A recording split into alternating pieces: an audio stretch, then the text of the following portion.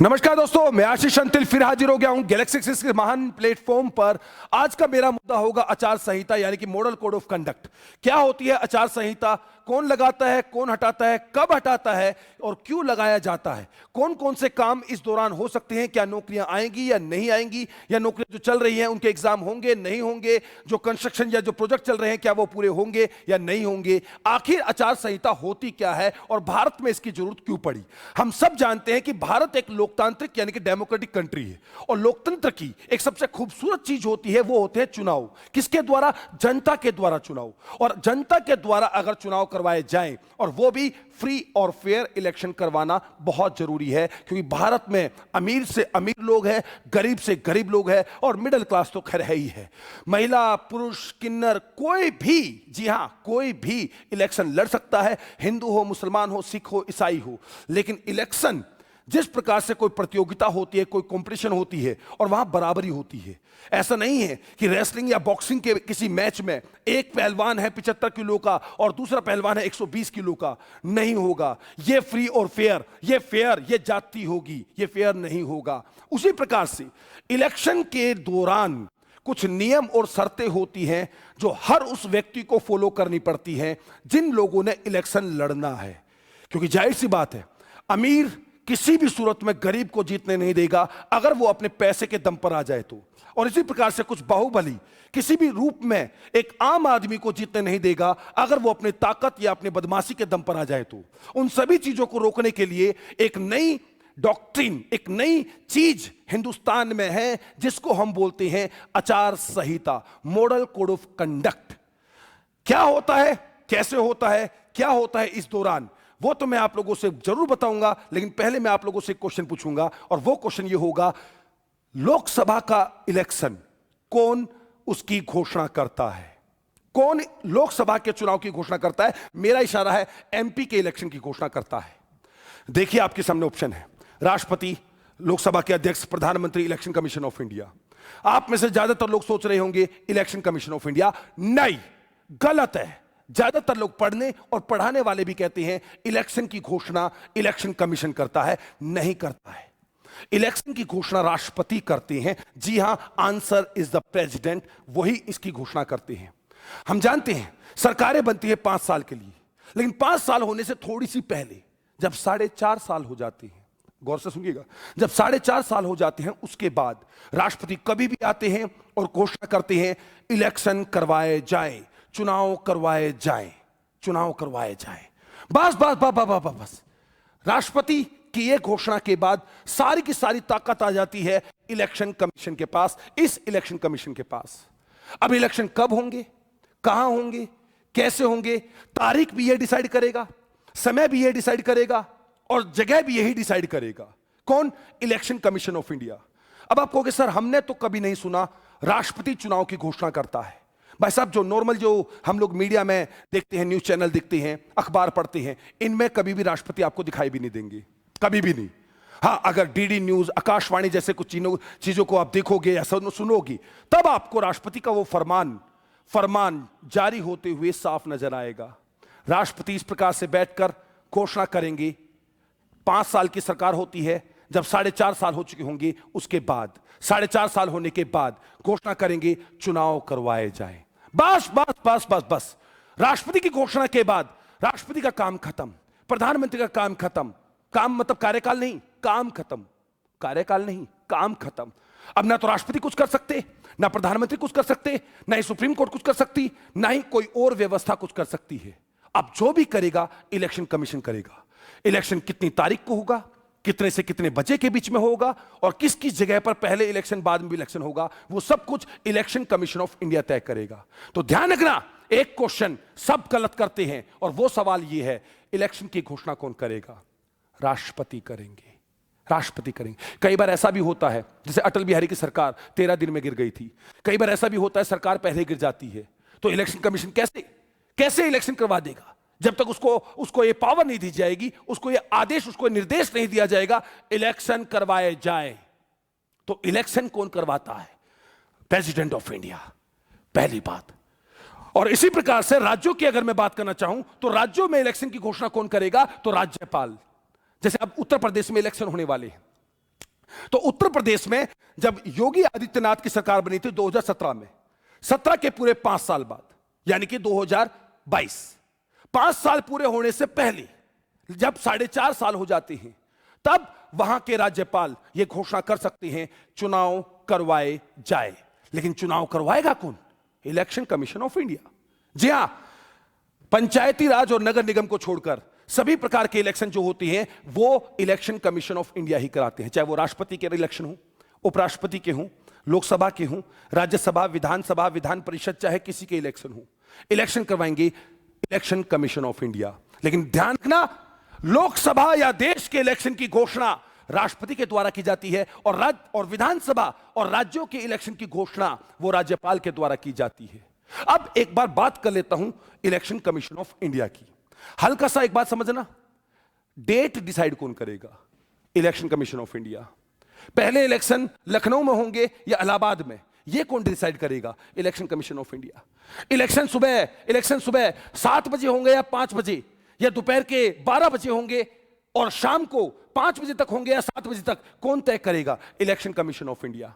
वो बाकी सारे काम ये करेंगे। और इनमें कौन? ये एक 3 सदस्यों की संस्था है, जिसमें एक होता है चीफ इलेक्शन कमिश्नर जो फिलहाल है सुशील चंद्रा, और बाकी 2 होते हैं 2 इलेक्शन कमिश्नर, राजीव कुमार और अनूप चंद्रा। तो ये 3 बंदे डिसाइड करते हैं, तारीख भी ये तय करेंगे, समय भी ये तय करेंगे और जगह भी ये तय करेंगे। अब राष्ट्रपति कुछ नहीं कर सकते हैं, राज्यपाल कुछ नहीं कर सकते हैं, प्रधानमंत्री, मुख्यमंत्री या कोई भी संस्था अब कुछ नहीं कर सकती है। अब जो किया जाएगा इलेक्शन कमीशन के दौरान किया जाएगा। अब मुद्दे की बात दोबारा, भारत में इलेक्शन लोकतंत्र है, लोगों का तंत्र है, डेमोक्रेसी है, तो इलेक्शन तो होंगी और फ्री और फेयर होंगी, मुफ्त भी होगा और बिल्कुल निष्पक्ष भी होगा। अब उसको कराने के लिए, क्योंकि जाहिर सी बात है, अमीर अपने पैसे के दम पर आराम से जीत सकता है और गरीब कभी इलेक्शन जीत नहीं पाएगा। एक बाहुबली, एक बदमाश अपनी ताकत के दम पर कभी भी इलेक्शन को जीत सकता है, लेकिन एक आम आदमी, तुम्हारे मेरे जैसा कोई व्यक्ति इलेक्शन कभी नहीं जीत पाएगा। तो उसके लिए इलेक्शन कमीशन ने ही एक नई डॉक्ट्रिन, एक नई व्यवस्था को जन्म दिया है, जिस व्यवस्था को बोलते हैं मॉडल कोड ऑफ कंडक्ट। आचार संहिता, एक आदर्श आचार संहिता, वो नियम, वो शर्तें जो सभी के सभी उम्मीदवारों को जो इलेक्शन लड़ने वाले हैं उनको माननी पड़ेगी। हर हालत में उनको वो नियम और शर्तें माननी पड़ेगी। इलेक्शन के दौरान कुछ नियम और कायदे बनाए गए हैं, नियम और शर्तें हैं, रूल्स और रेगुलेशंस हैं, कुछ गाइडलाइंस हैं, उनको सभी लोगों को मानना पड़ेगा, सभी के सभी लोगों को, जो भी इलेक्शन लड़ना चाह रहा है, और उसको बोलते हैं आचार संहिता। तो अब आपसे पूछा जाता है आचार संहिता होता क्या है? कुछ नियम और कायदे हैं, रूल्स, रेगुलेशंस एंड गाइडलाइंस हैं, जो इलेक्शन के दौरान सभी के सभी उन लोगों को फॉलो करनी पड़ती हैं जो इलेक्शन लड़ रहे हैं, जो चुनाव में खड़े हुए उम्मीदवार हैं, उन सभी को। जैसे कि अब मैं बात करना चाहूं जैसे सरकार की, या फिर मैं बात करना चाहूं ये सबसे पहले लगी कब थी। सबसे पहले केरला विधानसभा में आचार संहिता को लगाया गया था 1960 में। यह इलेक्शन कमीशन का एक एक्सपेरिमेंट था। उन्होंने कुछ नियम और शर्तें बनाए कि सभी पार्टियों को, सभी उम्मीदवारों को यह करना है, यह नहीं करना, यह करना है, वो नहीं करना। सबसे पहली बार आचार संहिता लगाई गई थी 1960 में केरल में जब विधानसभा यानी कि एमएलए के इलेक्शन हो रहे थे। और हिंदुस्तान में लोकसभा के चुनाव में पहली बार 1962 में, जब वो पंडित नेहरू जी इलेक्शन, तीसरी लोकसभा के चुनाव जब पंडित नेहरू जी इस इलेक्शन को जीते भी थे और देश में सरकार बनाई थी, तीसरी लोकसभा के इलेक्शन। अब दोस्तों इस दौरान होता क्या है, अब जैसे सरकार है, अब मान लो उत्तर प्रदेश में इलेक्शन हो रही है, योगी आदित्यनाथ, भाई साहब तबाही मचाई जा सकती है। सारी सरकारी बसें योगी आदित्यनाथ की रैलियों में जाएं, सारी की सारी सरकारी बसें, एम्बुलेंस, पुलिस की गाड़ियां हैं, फायर ब्रिगेड की गाड़ियां, सारी की सारी योगी आदित्यनाथ के आसपास डोलती रहे, उसके आसपास चलते रहे, उसके काफिलों में जाए, जहां जहां उसके उम्मीदवार खड़े हैं वहां पर काफिले के काफिले पैदा कर दिए जाए।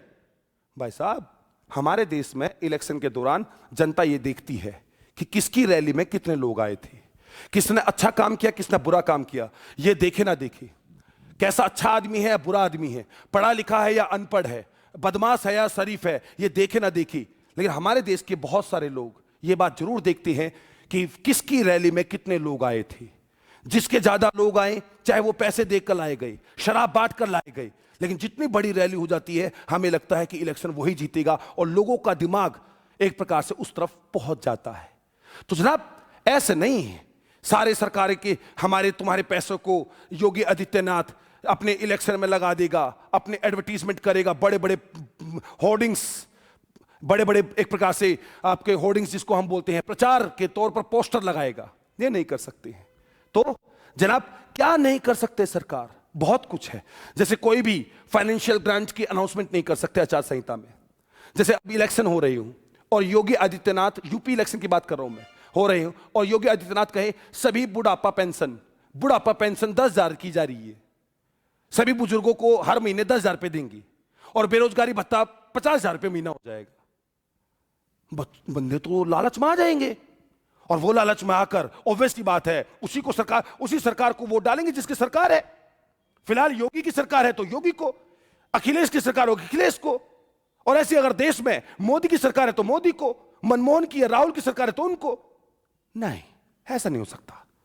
आचार संहिता के दौरान बिल्कुल भी अनाउंसमेंट किसी फाइनेंशियल ग्रांट की नहीं हो सकती, चाहे बेरोजगारी भत्ता हो, चाहे बुढ़ापा पेंशन हो, ऐसा नहीं हो सकता है। हां, निर्माण कार्य होंगे, बिल्कुल होंगे, लेकिन उसकी जो फाउंडेशन जो होगी वो नेता लोग, ये जो मंत्री शंत्री है, ये लोग उसके जाकर शिलान्यास नहीं करेंगे, उसकी फाउंडेशन नहीं डालेंगे, वो ये काम नहीं कर सकते हैं। ठीक है, जैसे अब कोई और नया कोई वादा कि भैया हमारे को वोट दो, लखनऊ से लेकर इलाहाबाद तक 10 लेन का रोड बनाएंगे, है ना, या लखनऊ से लेकर दिल्ली तक 20 लेन का रोड बना देंगे, रेल चला देंगे, बांध बना देंगे, ये कर देंगे, नहीं कर सकते हो। सरकार ऐसे कस्में वादे नहीं कर सकती जिसकी वजह से वोटर को बहलाया जा सकता है, फुसलाया जा सकता है, अपनी तरफ आकर्षित किया जा सकता है। ऐसे काम नहीं किए जा सकते, बिल्कुल भी नहीं किए जा सकते। और हां, नियुक्तियां, भर्तियां, अब सबसे बड़ा क्वेश्चन, क्या भर्ती हो सकती है?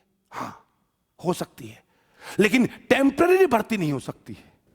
टेम्पररी भर्ती, मान लो पुलिस की भर्ती करनी है, वैकेंसी निकालनी, निकालो, लेकिन टेम्पररी नहीं कि तुमने जैसे वो होता है गैस टीचरों की भर्ती कर रहे हो, कुछ दिन रखोगे, इलेक्शन हो जाएंगे, तुम जीतोगे हारोगे एक अलग मुद्दा, उसके बाद निकाल दोगे। नहीं कर सकती, ये लालच होता, लालच, और लालच में हमारे देश की जनता कई बार फंस के बैठ जाती है।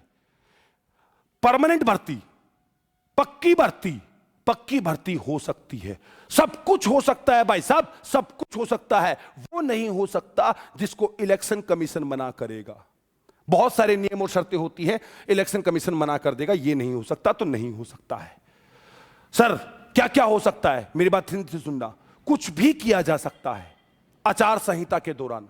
नई भर्ती होगी, बिल्कुल होगी, पेपर भी होगा, बिल्कुल होगा, फिजिकल भी होगा, बिल्कुल होगा, मेडिकल भी होगा, बिल्कुल होगा, और पेपर का रिजल्ट भी आएगा, फाइनल लिस्ट भी आएगी, लेकिन भर्ती होनी चाहिए पक्की। ये गेस्ट टीचर या एड हॉक रिक्रूटमेंट नहीं होना चाहिए। सरकार ऐसा काम नहीं कर सकती है, सरकारी मशीनरी का फायदा नहीं उठा सकती है, ठीक है ना, कि अपना सरकारी गाड़ियों को हर जगह चुनाव रैलियों में पहुंचाया जाए, भीड़ को इकट्ठा किया जाए, हैं, सभी सरकारी नौकरों को कहा जाए कि लोगों का काम तभी करना जब वो हमारे को वोट दे। ऐसा नहीं हो सकता, नहीं किया जा सकता ऐसा। और तो और ये मंदिर, मस्जिद, गुरुद्वारे, गिरजाघर, चर्च, मॉस्क, टेंपल्स, गुरुद्वारास, इनका प्रयोग ये चुनाव प्रचार के लिए नहीं किया जा सकता है, बिल्कुल भी नहीं किया जा सकता। और ऐसा भी नहीं हो सकता, क्योंकि जाहिर सी बात है दुश्मनी भी बांध देते हैं लोग इलेक्शन में। मैंने इलेक्शन में अपने पर्चे, अपने पोस्टर बनवाए और दूसरे लोगों ने उनको फाड़ दिए, फिर उन्होंने लगवाए, मैंने फाड़ दिए, फिर मैंने लगवाए, उन्होंने फाड़ दी। नहीं, ये दुश्मनी वाले काम ये नहीं हो सकते। अगर इलेक्शन कमीशन के नोटिस में आ गई बात, इलेक्शन कमीशन के नोटिस में आ गई बात, इलेक्शन कमीशन इलेक्शन रद्द करवा सकते हैं, रद्द, राष्ट्रपति को कह के। नहीं, इलेक्शन कमीशन खुद रद्द नहीं कर सकता, इस बात को भी ध्यान रखना। इलेक्शन कमीशन खुद रद्द नहीं कर सकता इलेक्शन को। मान लो लखनऊ में पता चला कि भाई 15 करोड़ रुपए किसी ट्रक में गाड़ी में मिली, और पता चला इससे शराब खरीदी जानी है और इसको वोटर्स में बांटना था पैसे को, कोई कभी उसकी गारंटी लेने नहीं आया भाई ये किसका पैसा है, और इलेक्शन कमीशन को लगा नहीं, लखनऊ में बहुत बड़ी धांधलीबाजी हो रही है, मान लो, तो इलेक्शन कमीशन सिफारिश करेगा राष्ट्रपति से और राष्ट्रपति उस इलेक्शन को रद्द करवा देंगे अगर लोकसभा की बात है तो, और विधानसभा की बात है तो राज्यपाल उस इलेक्शन को रद्द कर देंगे। इस बात को ध्यान रखिएगा, उम्मीद करता हूं आप लोग समझ रहे होंगे। सब कुछ हो सकता है, वो नहीं होगा जो इलेक्शन कमीशन नहीं चाहेगा, ये इलेक्शन कमीशन मना कर देगा। मैं उसकी बात यहां पर कर रहा हूं। और अगर इनको रैली वैली करनी हो तो जाहिर सी बात है पुलिस को सतर्क इनको देना पड़ेगा, ये नियम है। ऐसे नहीं है कभी भी मुंह उठा के गए, बड़ी सी रैली कर ली, वहां दंगा फसाद हो गया, वहां पर सब लोग मारकाट हो गए और पुलिस को पता तक नहीं। बट ट्रैफिक भी देखना है, आवाजाही भी देखनी है, आपको मेरे को सुविधा भी होनी चाहिए, ऐसे नहीं हो हम ही फंस के बैठ जाए। ये सारे मामले देखने जरूरी है, तो पुलिस को इन्फॉर्म जरूर करना पड़ेगा जब कोई राजनीतिक दल कोई रैली वगैरह कुछ करेगा। यह आचार संहिता का नियम है, मॉडल कोड ऑफ कंडक्ट के कुछ नियम और कायदे हैं और गाइडलाइंस है। समझ में आया? ग्रेट, उम्मीद करता हूं अभी तक तुम लोग समझ रहे होगी। नेक्स्ट बात, अब इलेक्शन हो रहा है, अमीर लोग भी इलेक्शन लड़ेंगे, गरीब लोग भी। ऐसा नहीं है कितना भी खर्चा, मान लो मुकेश अंबानी इलेक्शन में खड़ा हो जाए, यूपी के इलेक्शन में मुकेश अंबानी 200 करोड़ और अपने नाम के लिए, अपनी इज्जत के लिए 200 करोड़ 2000 करोड़ रुपए खर्चा कर सकता है, 20,000 करोड़ रुपए खर्चा कर सकता है वो अपने नाम और अपनी इज्जत के लिए। भाई साहब एक एक वोटर को कई कई लाख रुपए दे सकता है, वो नहीं कर सकती।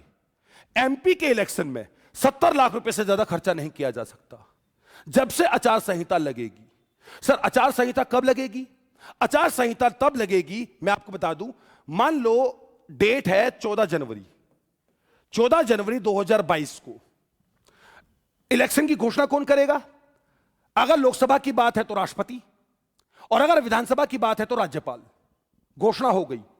अब तारीख कौन डिसाइड करेगा, समय कौन डिसाइड करेगा और जगह कौन डिसाइड करेगा? Election commission.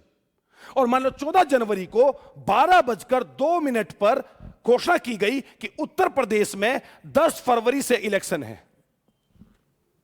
जिस समय मान लो 14 जनवरी को इलेक्शन कमीशन आया मीडिया के सामने, प्रेस कॉन्फ्रेंस करता है, 12:02 पर, दोपहर के 12:02 पर इलेक्शन कमीशन कहता है हम उत्तर प्रदेश में 10 फरवरी से इलेक्शन जारी कर रहे हैं, इलेक्शन करवा रहे हैं। तो जिस समय इलेक्शन की डेट डिसाइड होती है, जिस तारीख को और जितने बजे इलेक्शन की डेट डिसाइड होती है, डेट ठीक उसी के उसी पल, नहीं अगले दिन नहीं, उसी के उसी पल आचार संहिता लग जाती है, मॉडल कोड ऑफ कंडक्ट लग जाता है। अगर लोकसभा के इलेक्शन है तो पूरे हिंदुस्तान में लगेगा, और अगर यूपी के इलेक्शन है तो सिर्फ यूपी में लगेगा, सिर्फ यूपी में। हरियाणा में क्यों लगेगा? हरियाणा में लोग चाहे शराब बांटो, चाहे तुम खाना खिलाओ, गरीबों को खिलाओ, अमीरों को खिलाओ, कंबल बांटो, कोई फर्क नहीं पड़ता है। लेकिन लोकसभा के इलेक्शन में 70 लाख से ज्यादा पैसा खर्चा नहीं कर सकता कोई भी बंदा, एक पर्टिकुलर बंदा। और अगर छोटे राज्य हैं जैसे अरुणाचल प्रदेश, गोवा, सिक्किम और दिल्ली को छोड़कर सभी केंद्र शासित प्रदेश, तो 54 लाख से ज्यादा कोई भी उम्मीदवार पैसे खर्च नहीं कर सकता है, नहीं कर सकता है। एमएलए के इलेक्शन, अब जैसे यूपी इलेक्शन है, यूपी में एमएलए के इलेक्शन है, 28 लाख से ज्यादा कोई भी उम्मीदवार जो चुनाव लड़ रहा है वो इलेक्शन में खर्चा नहीं कर सकता, 28 लाख से फालतू।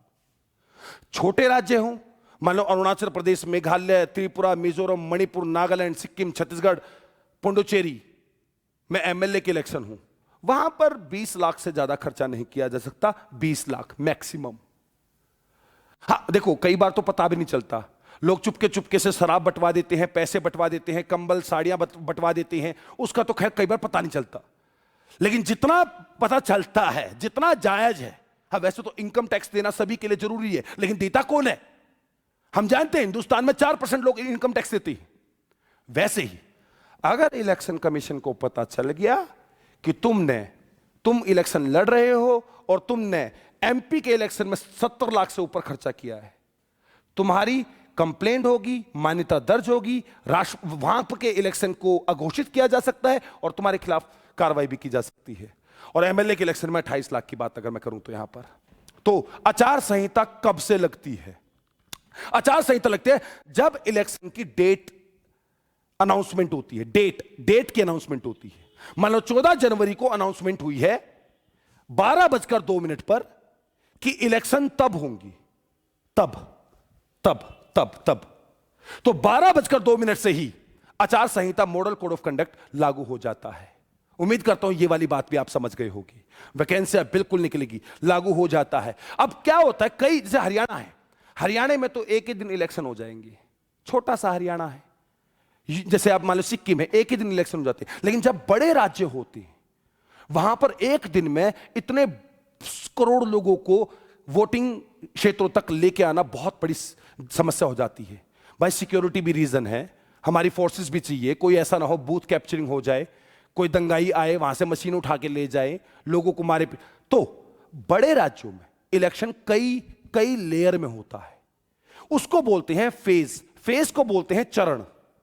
चरण अब जैसे उत्तर प्रदेश है, उत्तर प्रदेश में 7 फेज में इलेक्शन होगा। एक 10 फरवरी को, कुछ इलाकों में 14 फरवरी को, 20 फरवरी को, 23, 27, 3 मार्च को, 7 मार्च को। इसको बोलते हैं चरण, कि इस इलाके में 10 फरवरी को, इस इलाके में 3 मार्च को, इस इलाके में 7 मार्च को वोट डाली जाएगी। और एक और बात समझना, आचार संहिता का सबसे महत्वपूर्ण रीजन, सबसे महत्वपूर्ण एक और शर्त है, और वो ये है, मान लो जैसे ये 10 फरवरी को सुबह 7 बजे से लेकर वोटिंग शुरू हो जाएगी और शाम के 5 बजे तक वोटिंग होगी। सर ये पक्का है? नहीं, ये स्टैंडर्ड टाइम है। जैसे छत्तीसगढ़ और जैसे कई नक्सलवादी एरिया हैं, वहां पर शाम को 3 बजे वोटिंग बंद हो जाती है। जैसे दिल्ली जैसे इलाके हैं, वहां पर शाम को 6-7 बजे तक भी वोटिंग चलती है। इलेक्शन कमीशन तय करेगा कितने बजे से लेकर कितने बजे तक वोटिंग होगी। इलेक्शन कमीशन तय करेगा किस इलाके में पहले और किस इलाके में बाद में इलेक्शन होगा, किस इलाके में 10 फरवरी को, कहां 14 फरवरी को, कहां 20 फरवरी को, इलेक्शन कमीशन तय करेगा। आचार संहिता तभी लग जाएगी जब डेट डिसाइड होगी, उसी समय लग जाएगी मॉडल कोड ऑफ कंडक्ट। और एक और शर्त होती है मॉडल कोड ऑफ कंडक्ट की, और वो क्या होती है, जैसे 10 फरवरी को सुबह 7 बजे से लेकर शाम के 5 बजे तक वोटिंग होगी। अब ये जो शाम के 5 बजे है, इससे 48 घंटे पहले, 48 घंटे पहले इस इलाके में जहां पर इलेक्शन हो रहा है वहां पर चुनाव प्रचार को थाम दिया जाएगा। चाहे प्रधानमंत्री नरेंद्र मोदी हो, चाहे मुख्यमंत्री योगी आदित्यनाथ हो, चाहे अखिलेश यादव हो, चाहे केजरीवाल हो, वहां इलेक्शन का प्रचार नहीं हो सकता। 48 घंटे पहले शाम के 5 बजे से, 10 तारीख के शाम के 5 बजे से 48 घंटे, 24 घंटे पहले 9 तारीख से 24 घंटे पहले 8 तारीख, तो इस इलाके में 8 फरवरी को शाम के 5 बजे प्रचार बंद हो जाएगा। और यह बहुत बड़ी शर्त है, यह इसलिए रखी जाती है ताकि हां जनता ने तुम्हारी सुन ली है, तुम्हारे वादे, तुम्हारी कस्में, तुम्हारी रैलियां, तुम्हारे भाषण सब देख लिए हैं। अब जनता को सोचने का समय दिया जाए 24 घंटे का, 48 घंटे का। अब जनता अपने हिसाब से सोच समझकर अपना वोट डाल दे। अब इसी प्रकार से मान लो यहां इलेक्शन होना है, यह 5वां स्टेज है। 27 तारीख को शाम के 5 बजे से, 27 तारीख को शाम के 5 बजे से 48 घंटे पहले, यानी कि 25 तारीख को शाम के 5 बजे इलेक्शन का प्रचार बंद हो जाएगा, इलेक्शन कैंपेन बंद हो जाएगा। और यहां पर मान लो 7 मार्च है, 7 मार्च को शाम के 5 बजे से, 7 मार्च को शाम के 5 बजे से 48 घंटे पहले, 5 मार्च को शाम के 5 बजे इधर कोई बंदा रैली नहीं करेगा जिस इलाके में इस तारीख को इलेक्शन होना होगा। कई लोग कहते हैं नहीं, सुबह सुबह इलेक्शन जब शुरू होता है ना, उससे 48 घंटे पहले। नहीं नहीं नहीं, एक स्टैंडर्ड टाइम होता है शाम के 5 बजे। 7 मार्च को इस इलाके में शाम को 5 बजे वोटिंग बंद हो जाएगी, वोटिंग बंद हो जाएगी, और उससे 48 घंटे पहले प्रचार बंद हो जाएगा, प्रचार कैंपेनिंग बंद हो जाएगी, यानी कि 5 मार्च को। उसके बाद जैसे यूपी है, 10 मार्च को रिजल्ट आएगा, 10 मार्च को रिजल्ट आएगा कि भाई कौन जीता कौन हारा वगैरह वगैरह। और रिजल्ट आने के बाद इलेक्शन कमीशन खुद मॉडल कोड ऑफ कंडक्ट आचार संहिता को बंद कर देगा। हां, वही बंद करेगा, उसी ने शुरू करी थी model code of conduct. Result आने के बाद चाहे वो 11 तारीख हो, चाहे 12 तारीख हो, चाहे 13 तारीख हो, चाहे 14 तारीख हो, इलेक्शन कमीशन कभी भी आचार संहिता को बंद करवा देगा। राष्ट्रपति को सूचित कर दिया जाएगा, आचार संहिता, मॉडल कोड ऑफ कंडक्ट, आदर्श आचार संहिता बंद की जा रही है। अब करो जिसको जो वादे करने हैं, लोगों को पैसे बांटने हैं, लोगों को शराब, कंबल, शॉल जो बांटना है अब तुम बांटो, क्योंकि इलेक्शन तो हो लिया, रिजल्ट तो आ चुका है, सब कुछ हो चुका है। अब तुम जो करना चाहे तुम करो, चाहे सारी संपत्ति लुटा दो। उम्मीद करता हूं आचार संहिता का मुद्दा आप लोग समझ गए होगी। फिर आऊंगा अगले मुद्दे के साथ अगली क्लास में, तब तक के लिए नमस्कार।